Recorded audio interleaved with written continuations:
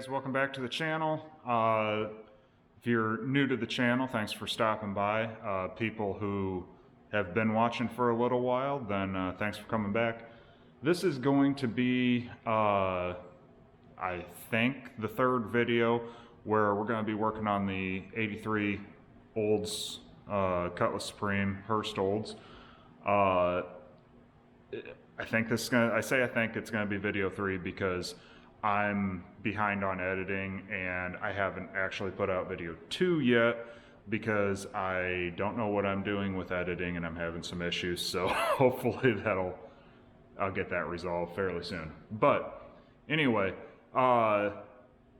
video 2 was getting the Cutlass up and running on its own fuel system, so the original tank and all that stuff, and taking it for a kind of a shakedown run to find out if everything's working properly. I think I said in the end of the video that it wasn't going into 4th gear, or it didn't seem like it was going into 4th gear, and I think that's because of the TV cable. But I'm not even really concerned about that. Reason being, I've had a transmission sitting on a stand that I had put in my other Cutlass. It is a, what is it, a BRF coated 204R transmission out of a Buick Grand National. And it was in my other Cutlass and I was having some issues with the lockup on it. And I pulled it out, I put a Monty SS transmission in that. Long story short, I've got this Grand National transmission sitting here. I think we're going to put that one in instead because according to the code on the transmission that's in this Cutlass, it's out of like a Cadillac or something. And although it shifts fine, it's not nice, crisp shifting or anything. So I think we're going to use the good transmission in this one. So that's kind of my plan. But it is the week of Christmas right now, 2021, and I'm going to try and do some stuff here to the car while I can. I happen to be on call for my job this week, so I can't really do much outside of the home, so hopefully that helps with getting some stuff done. But to kind of get you guys caught up to progress that has been made, whole front of the car is off now, and the engine and transmission that were in it are sitting on the floor over there. So I didn't bother recording it. I'm gonna save you guys the pain of watching somebody just disassemble the front of a car. If you haven't done that on a G-body, it's pretty simple. I mean, everything comes off together in one piece as far as the fenders and inner fenders and all that stuff all comes off in one piece, which makes it kind of handy. It's just knowing what the order is to pull them off. So that's kind of where it currently stands. I don't recall in the last video if I had, really mentioned what it is my plans are for the car. But basically, I think we're gonna end up putting an LS in it eventually. But for right now, the engine that's in it runs good. And I don't really want to dive into an LS swap just yet on it. So what we're going to go ahead and do is take the Chevy 350 that was in it when I bought it, and I'm going to split it from the transmission and clean it all up because it has a lot of oil leaks. So we're going to get her all cleaned up, throw a fresh coat of paint on it, also known as the Craigslist rebuild, and make sure it's sealed up and everything.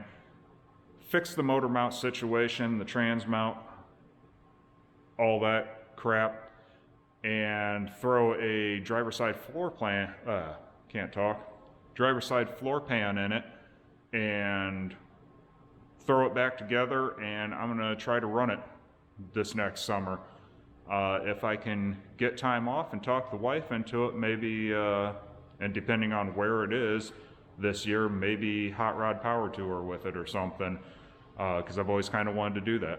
But for right now, it's still going to have the 350 in it, and that is good and bad at the same time because I was, of course, patrolling around on Facebook Marketplace and may or may not have found a 6-liter LS. May or may not have purchased said motor, but it's going to have to wait. It is supposedly a low mileage motor, but it is also the rustiest 6-liter LS you have probably ever seen. It's low mileage, but it's been hard mileage. It was in a plow truck that the frame rusted out on. So we're gonna clean that up, but more importantly, we're gonna mess with the 350 that was in it and get that cleaned up and good to go. So I'm not gonna film the whole cleaning process. I'm not even gonna time lapse it because it's just sitting around watching me degrease an engine, and that's kind of dumb. So I'm going to kind of do that stuff, and when I get it all cleaned up, I will resume filming this and go from there, maybe time lapse putting the motor and everything back in. Might have a few little clips of crap that I'm fixing and the ghetto that I uncover in this, but other than that, it's pretty cut and dry, self-explanatory stuff for anybody that, you know, has ever really worked on anything.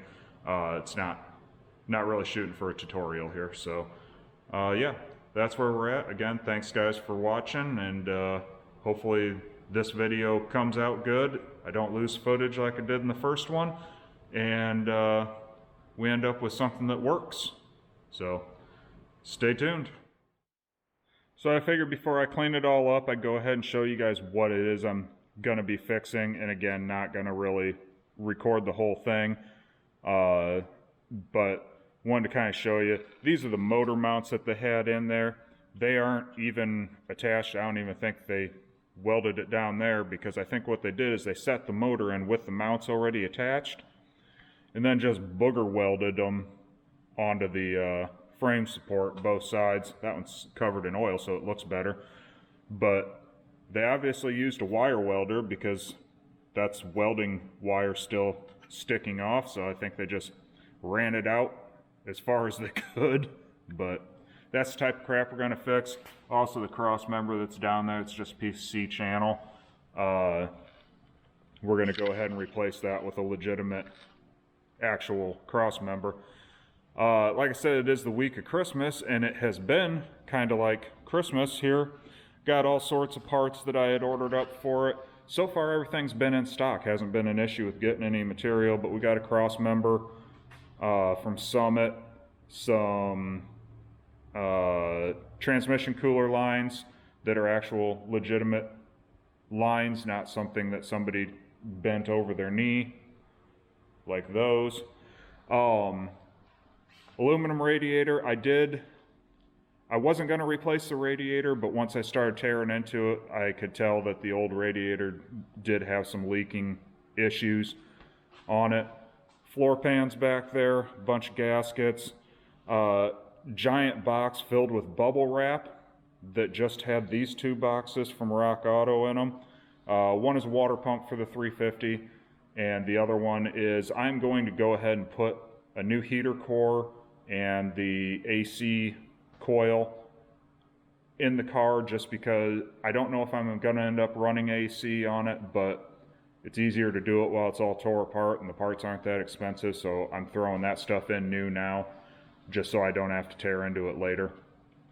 And then there's the LS that will go in it hopefully next year after we clean up the nastiness.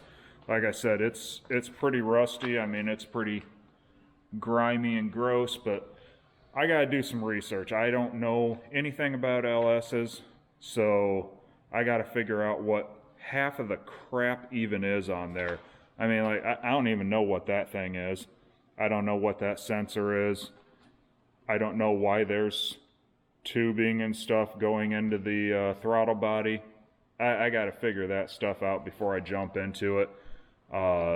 I know there's weird stuff with cooler lines and some steam pipe. I don't know. So we're gonna figure it out and get at it. Pay no mind to the goofy purple straps that are on it. I may or may not have loaned my cherry picker to a buddy of mine, and he didn't return it with the chain, so I had to make some straps, and hobble it out of the truck. Wasn't a good situation, but it's out. So anyway, that's the pile of junk. And there's the old exhaust and drive shaft. Drive shaft will keep. That exhaust, if I could burn it in fiery death, I would, because that's terrible. But yep, that's where we're at with it. We'll get moving along with stuff and bring you back when something interesting transpires. Well, fun fact, I totally could have recorded that because it literally only took 10 seconds. There is not much that's good about bad welds, but the one good thing about it is that they're easy to take out because they pretty much just break out. So yeah, I'm gonna get this all cleaned up, ground down, all that good stuff. Not sure how much I'm gonna clean it up because I would like to paint the frame up to the firewall at least, but we'll get it kind of cleaned up and ground down. Should probably do something about the gas line that's still right here before we end up with a bunch of sparks and a fire. So yep, just wanted to point that out. Bad welds can also be good sometimes, I guess.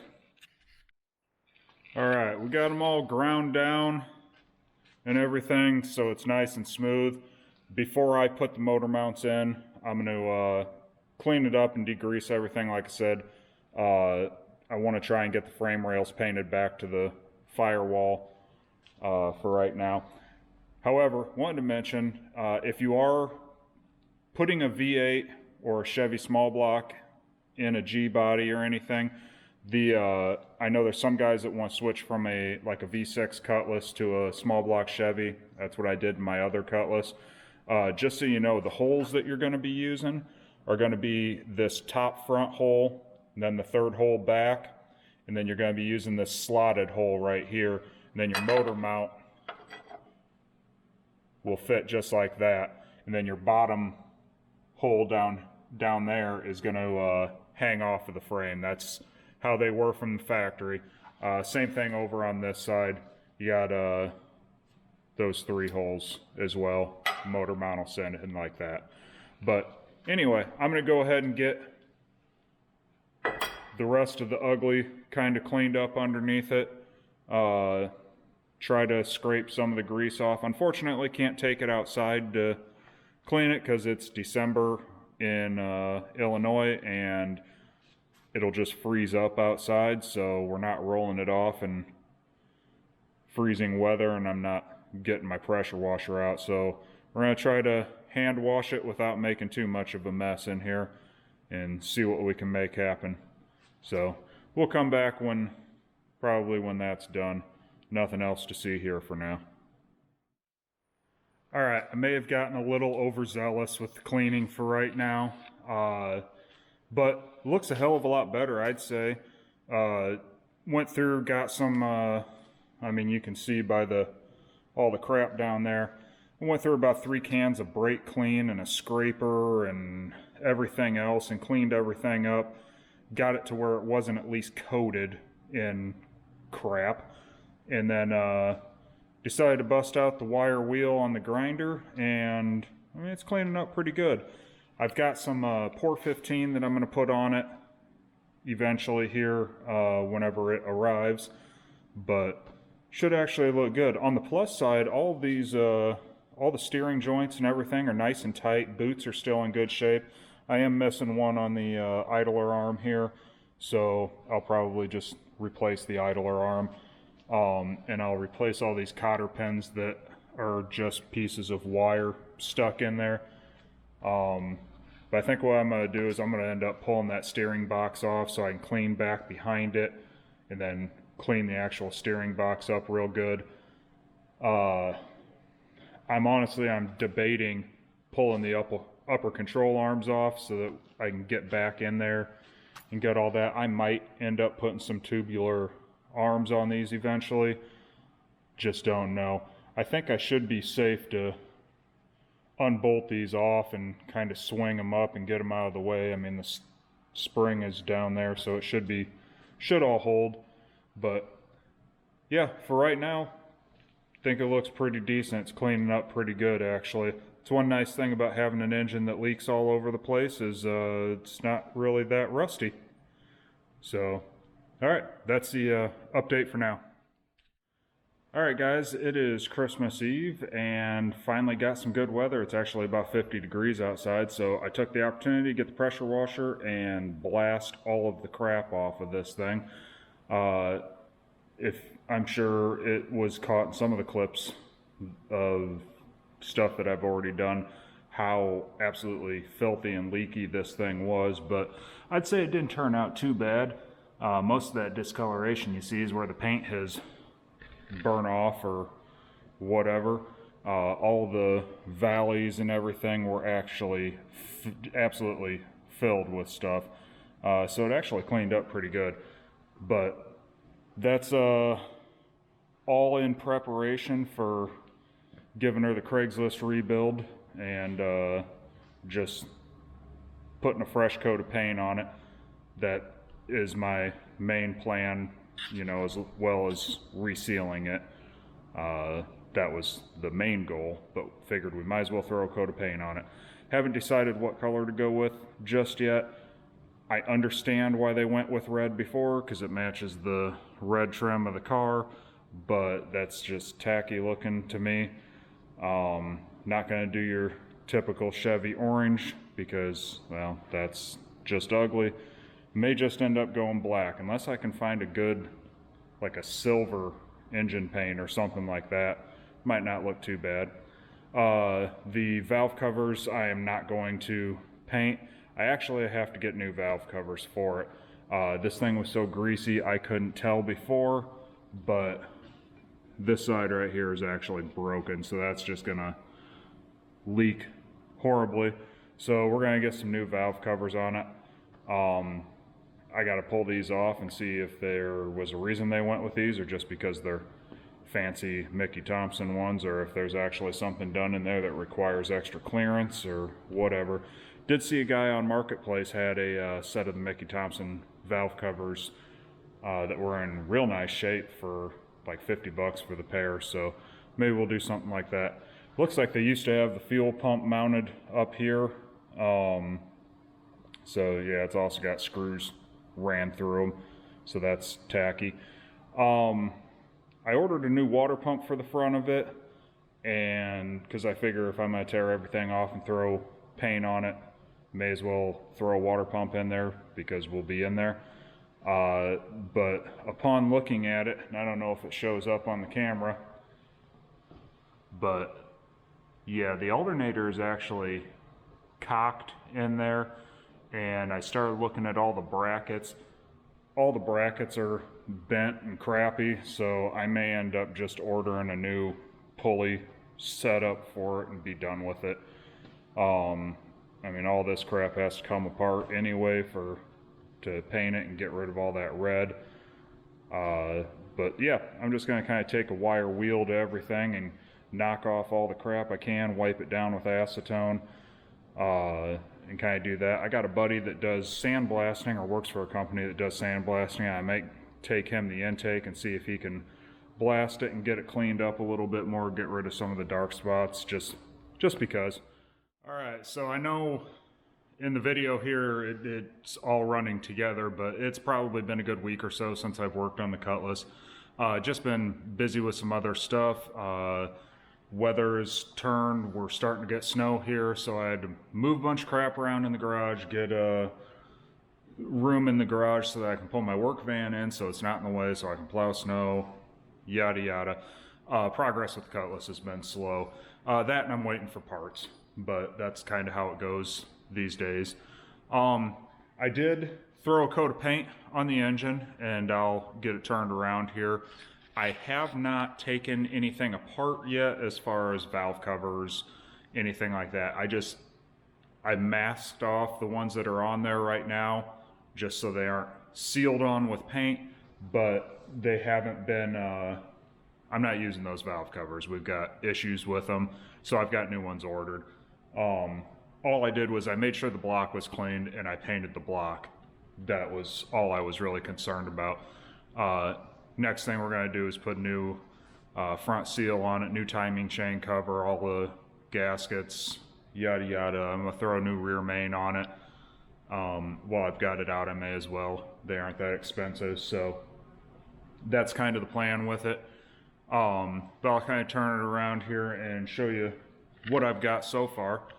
Let me see here how smoothly I can do this. Probably not real smoothly at all, but this is kind of how it's looking right now. I just went with black. I'm not going to try to claim it's rebuilt. I just wanted something clean so that once I get it back in there, if it starts leaking or anything, I can see where it's leaking from. Got to throw a coat of paint on the new timing cover and the water pump. Everything's gonna be black, except for probably the intake. I'm probably gonna leave that aluminum. But cleaned up, painted pretty decent. It'll look nice in the car, I think. I did get the oil pan pulled off. And you can see here, we're gonna have to replace this. Since it was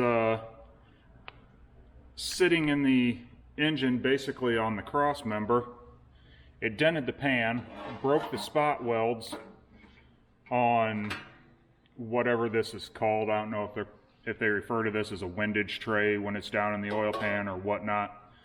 At some point that's made contact with the crank, and that's the other piece of it. I had the motor rolled around. It doesn't look like it got into anything. I don't see any visible damage. So we're just gonna put a new pan in it and send it. It's all temporary until the other one goes in. So we'll give it a shake down once it's in there and make sure everything's all right. But like I said, I didn't see any damage.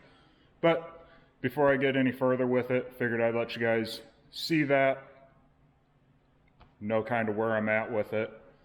And yeah, that's status update. I haven't been filming everything because trying to cut down on the video length here. Hey guys, it's been a little while since I've recorded anything. Just been waiting for parts and everything for stuff, and it's taken forever. That, and I get into one thing and I find another thing that needs to be fixed, and it's been a whole issue. But figured I'd go ahead and make a little bit of an update so that I've got something that I can put together for a video for you guys. So I figured I'd go ahead and show you what the engine looks like now so you can compare it to what it did look like. I've pretty much got everything just about ready to go, but it's still waiting on a couple of things. And then I went to put the power steering pump on and realized the reason why it was all jacked up before is because he tried to use I'm assuming the Oldsmobile power steering pump on the Chevy motor, and that's why it was loose and the angles were wrong for the belts and yada yada. So now I got to order a Chevy power steering pump for it. So yeah, it's kind of a whole thing right now. But anyway, flip you around, kind of show you what we got going here. All right, here we have it. Everything is painted black now. New valve covers on there to replace the cracked and broken ones. However, I did realize that it wasn't completely cobbled together and garbage what he had going on there. There's a reason those broke. And apparently, with the Performer RPM intake on it, the runners are up a little bit higher than normal, and that gets into this valve cover, because I compared it to my Edelbrock Performer, not the Performer RPM, on my other Cutlass, and these aren't nearly as pronounced on that one. So on this, I had to take and just kind of grind it away, but there is a little bit of a lip down in the bottom section there. So I was at the local O'Reilly's and I went ahead and picked up some spreaders so that it's not putting pressure directly on there, because that little lip that's on the bottom side is there for strength. So I figured maybe with the spreaders that are really made for stamped steel valve covers, maybe that would help kind of, distribute out some of the pressure there. But beyond that, Obviously, intake is bolted back on. I got to get a gasket for the thermostat housing and a new thermostat. This is a new housing. The other one came straight off, and I wanted one that came off in the direction of the stock stuff. Not that it really matters because, you know, motor's temporary now. But all new intake gaskets on it. Just used RTV on the China walls. New water pump. Pulley is just kind of mocked on there right now. I was going to go ahead and put the electric fans on it now and all that crap. But I think for now, I'm just going to put that flex fan back on it and worry about the electric fans when I do the LS swap. Did have to buy a new alternator for it. I threw the old one in the truck and ran down to get some parts, and I just stopped in at the local AutoZone. Not my first choice of places, but stopped in there because they are right in town. Had them test it. My suspicions of it being bad were correct. So they had this one in stock and it was like $40, so I went ahead and picked that up. I do have a new fuel pump to put on it. This one works, but I've noticed it is leaking, and I can't find a rebuild kit for this because I can't find a model number for it. But I'm going to hold on to this one and probably rebuild it eventually if I ever find what parts it needs. Other than that, it's all cosmetic. Like I said before, it's kind of a Craigslist rebuild. It's all painted, all new gaskets everywhere. We have an actual legitimate throttle bracket now. However, I don't know how well this is going to work with this intake. I know it works great on the Performer. I don't know on the Performer RPM if it's going to work real well, because it does set up higher than the regular Performer does. And I just kind of looked at it, and you kind of set it up there. It looks like it sits a little too low to get a straight shot at it, so I may have to figure out a way to kind of raise that up, maybe put some spacers underneath the thing and get it kind of lifted up a little bit. But yeah, that's kind of where we're at with things right now. I'm planning on, when I get the new power steering pump, get that all put back together, and then I'm just going to kind of push this aside, and I'm going to start working on getting the frame cleaned up. Ended up ordering some new brake lines and everything so we can get rid of some of the garbage unions and junk that's in there. Get the rest of that all cleaned up, and we'll get this all sealed and coated. Got a new idler arm coming because the bushing is, or not the bushing, but the boot got all tore up. But gonna kind of clean that up. It's gonna look kind of haphazard for the time being. As far as the painting of it's gonna be concerned, because I'm not gonna tear apart the front suspension right now to really get it cleaned up back in there, because eventually this will all be either replaced or kind of new bushings and all that good crap, and at that time I'll clean it up the rest of the way and paint it. She's not a show car, so that isn't really much of a concern to me. Today we're going to mess around with the carburetor here, and I picked up an ultrasonic cleaner. I've been wanting one for quite a while, and finally came across one on Amazon, so decided I was going to go ahead and pick it up and try it out. So what I'm going to do now is tear apart the carburetor, throw it in the ultrasonic. We'll see how she turns out. I'm not going to pre-clean this at all. I'm not going to spray it off. We're just going to see what happens. In the ultrasonic cleaner, you're just using some Pine Sol and water. Other guys online have said that works well, so we're going to try it out. Am I using enough Pine Sol? I don't know. Do I have too much? I don't know. We'll find out.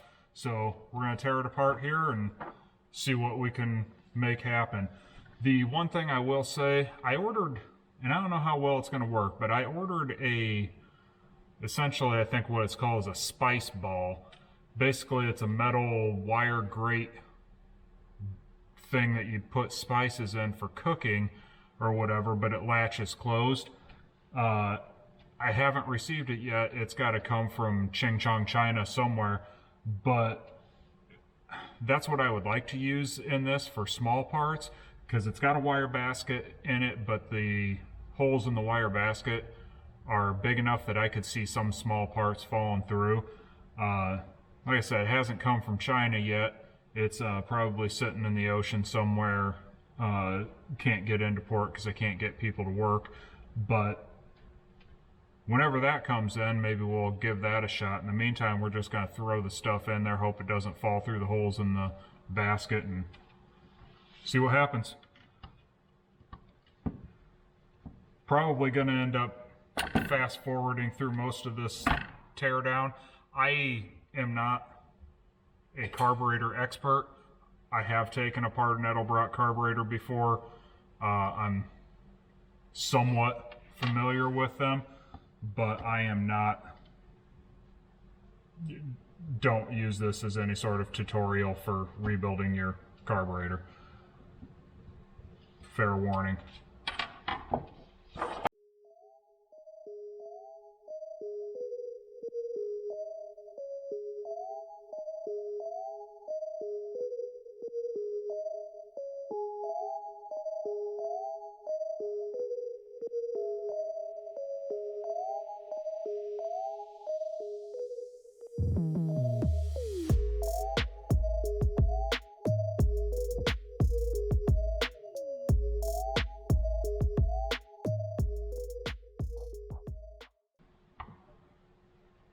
Well, surprisingly, it's not super filthy inside. Kind of see what we're looking at. It's got some junk in there, but not too bad.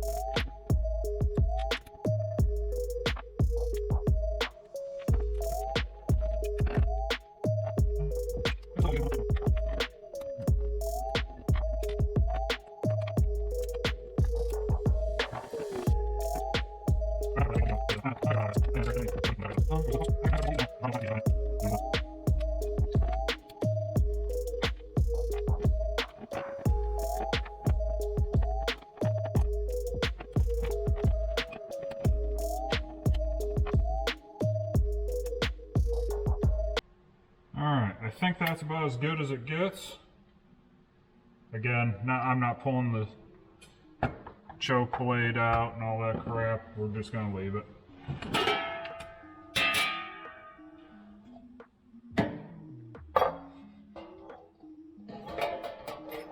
We'll see what all we can fit in this.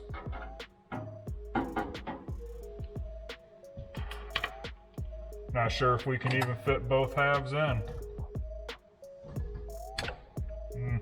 Doesn't look like it.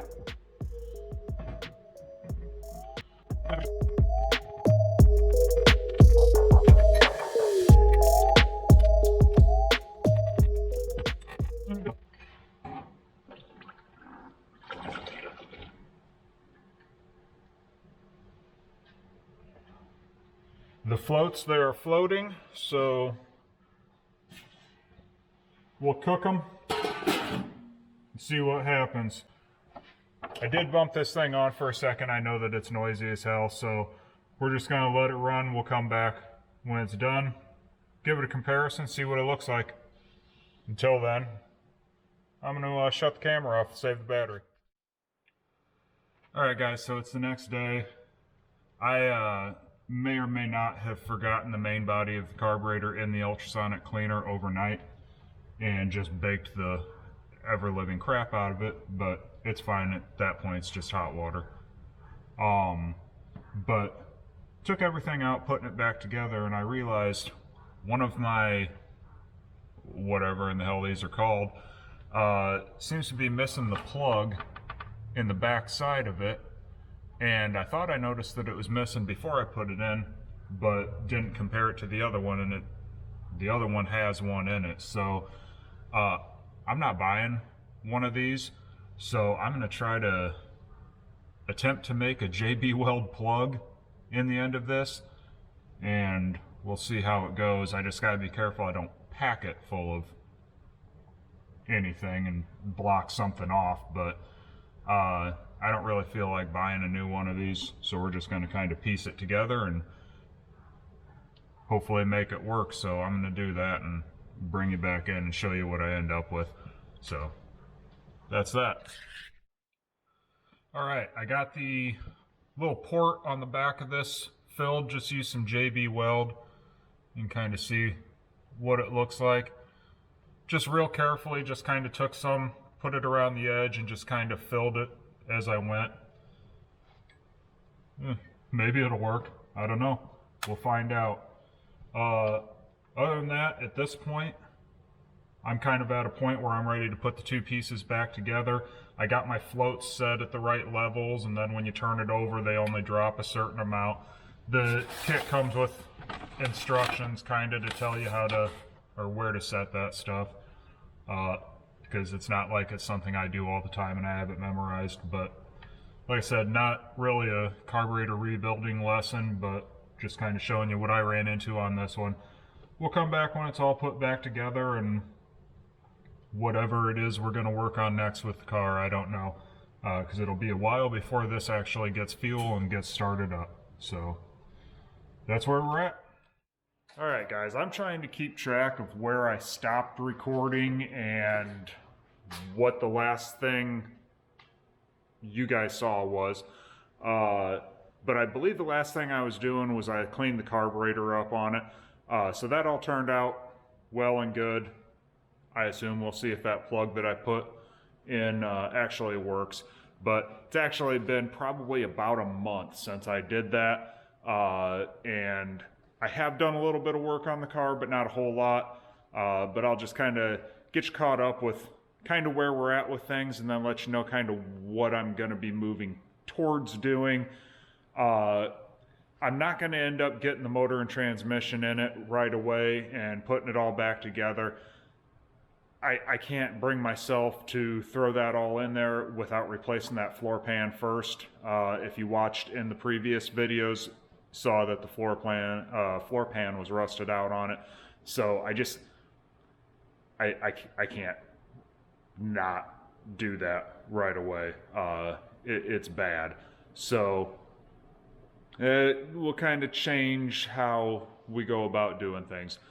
But you know, it is what it is. It's you get a project car of unknown origin, you never know what sort of can of worms you're kind of opening up. So I'm going to turn the camera around, kind of show you where we're at with things, and kind of probably going to be a little bit of a shorter video here, and we'll kind of start fresh with the next one as we go with that. I'm still waiting for a few parts to keep moving, but yeah, we'll get you flipped around and show you where we're at.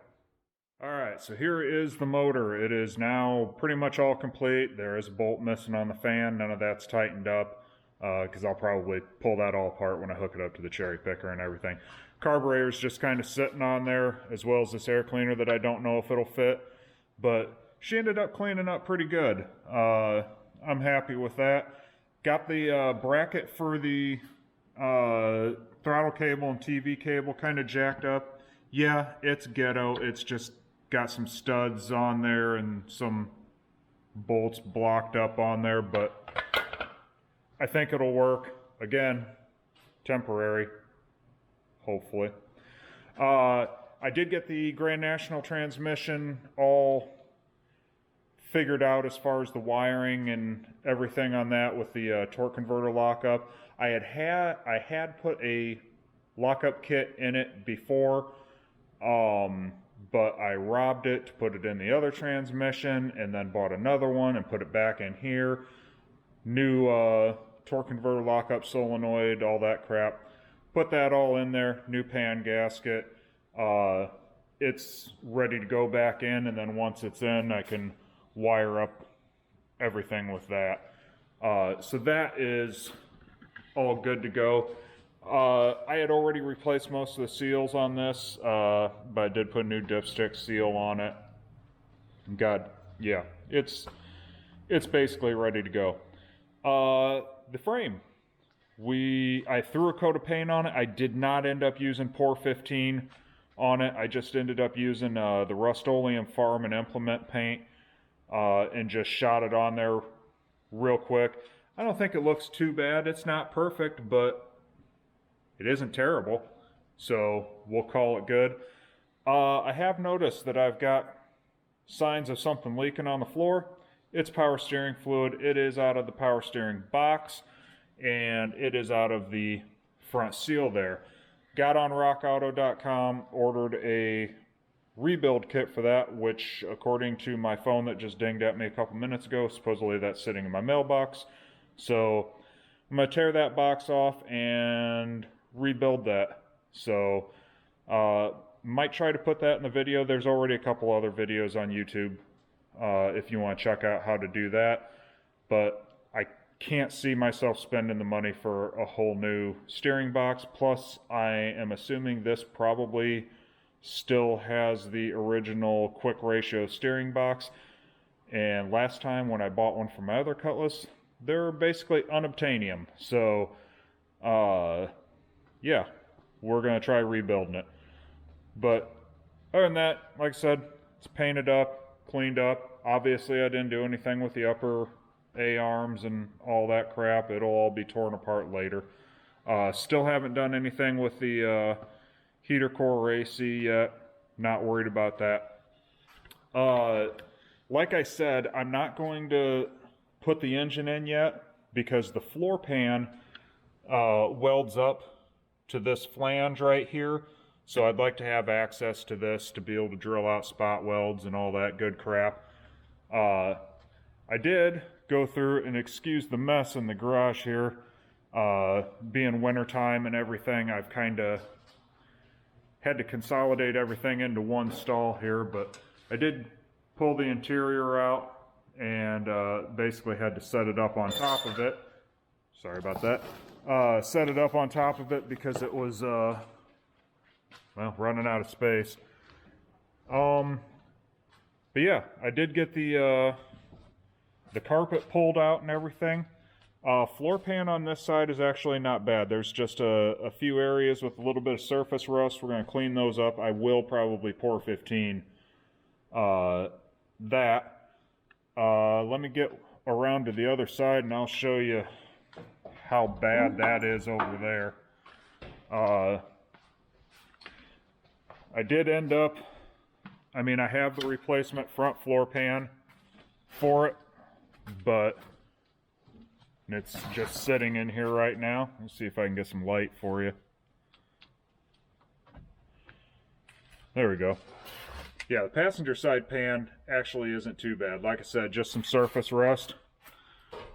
If you're wearing headphones, turn it down because this might get loud.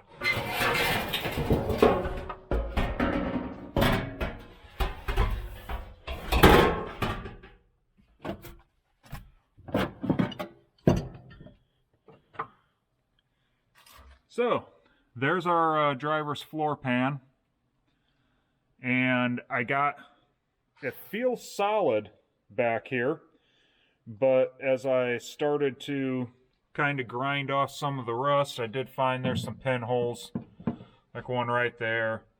That one's a good sized one, and it's all beat to hell. So, I stopped what I was doing, and I ordered the back pan piece as well. The downside of all that is this cross brace has to come out, so I gotta drill all the spot welds across there, and pull that out, and then just replace this whole thing. So that'll probably be a video in itself. It's not going to be a tutorial. I've never done this before. Not a professional. I'm admittedly not a great welder, so it won't be a tutorial, but the only videos that I've seen on YouTube for G-body floor pan replacement are not very good, to be real honest with you. They're kind of hacky and poor quality. So I will video something. Not gonna say that mine's gonna turn out any better, but I'll throw something together and hopefully give some helpful hints or tips or whatever. Oops, sorry. I'm not sure what this hump in the floorboard is for exactly, but I did notice it's not on the replacement pan, so hopefully that's not something critical. None of the pans I have seen, reproductions, have that hump, so not sure what it's there for, but it looks like if I had to, I could just take a chunk of rigid conduit or something underneath and smack it with a hammer if I needed that clearance, whatever that is.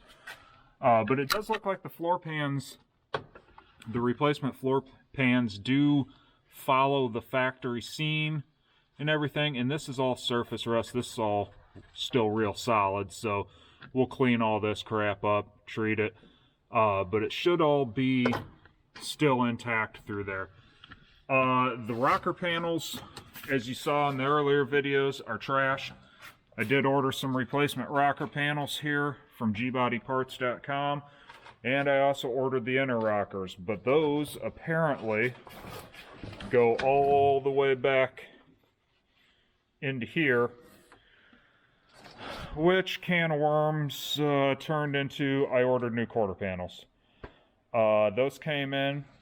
They are dinged up, not real great, but they're better than the rusty ones I have, so I guess we'll try to make those work. Again, not a body guy, not a welder, but we'll see what we can make happen. But yeah. Again, back over on the passenger side, like I said, it's got a little bit of surface rust, but nothing that we can't clean up. Kind of funny, guy I bought the car from said he thought the floor pans were just great, but there's evidence that somebody's been underneath the carpet up there and they tried to scrape out rust, and then this carpet was glued in, which it's not from the factory, so somebody's been in there, somebody knew about it, but what are you gonna do? So that's kind of where we're at with things. I might end up pulling out the entire dash because there is some insulation back up in there, and it hangs down below that lip that I got to weld up, and I think I'm going to replace that insulation because the whole reason that floor pan is rusted out is because the master cylinder is leaking out and down onto the floor. That whole mat is wet with brake fluid, so yep, probably going to tear that out. That, and it gives me more room to work. So everything is snowballing, and I should have known better. I should have figured for that, but I didn't, so whatever. Alright guys, a little bit of a shorter video this time. Just wanted to make sure that those who are following along realize, you know, I am still working on it. I haven't given up on it. It's just, things are slow right now, so our progress is slow. Things in life are not slow. They tend to get in the way of doing things you enjoy doing, but whatever. Make sure if you like the content that you hit the like button, hit the subscribe button. If you have questions, drop it in the comments, all that good stuff. On that note, if you're watching this and somehow you clicked on it through a Facebook link or something like that, and you know, or the videos that you watch that are of interest to you, you click on through links or whatever, and when people say, you know, hey, subscribe, if you're questioning, well, how come I don't see anything that says to subscribe or anything like that, make sure that when you're watching it, you're actually logged into your YouTube account.